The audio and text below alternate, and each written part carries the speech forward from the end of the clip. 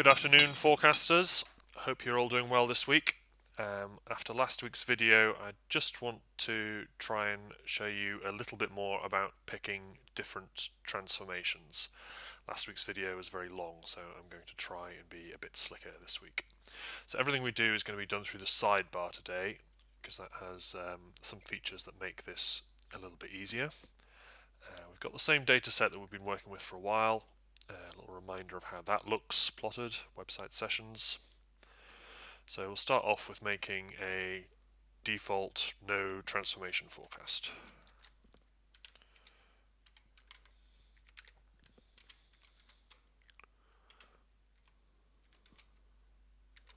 No regressors, country code US, no transform, let's put it here.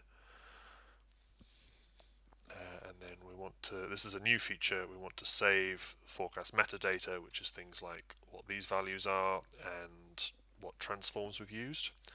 We'll save that here. Now you'll notice that these have sort of sheet names in front of them, whereas these ones don't, and that means we need to flick back to this sheet before we make the forecast.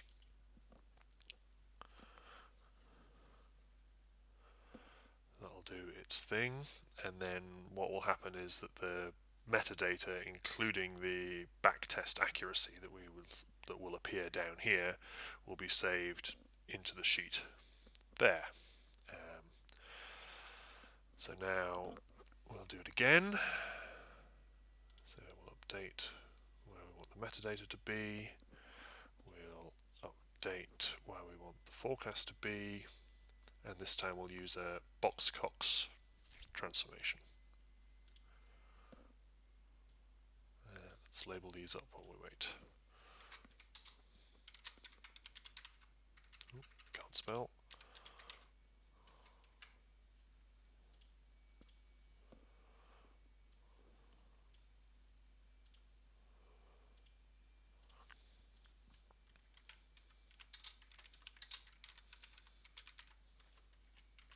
And then finally we'll do a logit transform.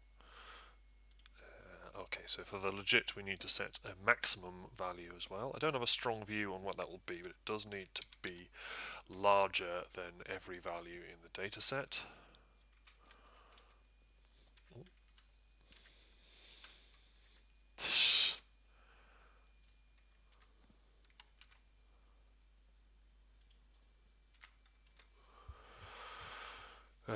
What's that, 82,000, so let's just go for 160,000. So twice as big as the biggest value that we've seen. And we'll put the metadata for that one here. You see, I didn't switch back to the other sheets, that's why we get an error there. There we go.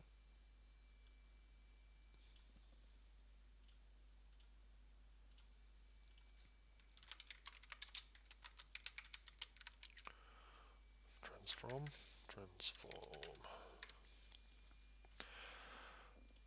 So now we can compare our accuracy metrics. So we'll look at mean absolute percentage error, which is this column for all of them, and see what that tells us. So first we've got no transform, and we can see that for across a whole year we're within 7% of the average, which is the best out of all of these. So if I was this is telling you that if you don't care about the monthly values or the daily values or the weekly values, you only care about which one gives you the best answer across the whole year, then you should use no transform at all. For the monthly, so if you're trying to do a monthly forecast, so that's rolled up to 30 days, the Box-Cox transform is the best. So that's slightly less than 13% error. And for the 7-day forecast, we've got 21%, 15%, 16%. Yeah, for the 7-day forecast, the Box-Cox transform again gives the best result. And for the daily forecast, it is the logit. So there's, depending on what you want to do with it, you would use a different transformation. And that also depends on sort of what time period you're after. Yeah, so if you want the most accurate figures each day, you would use the legit transform. But if you don't care about that and you only want to know the total for the whole year, you would use no transform at all. Alright, well, I hope all that makes sense, and I'll be back next week with another video.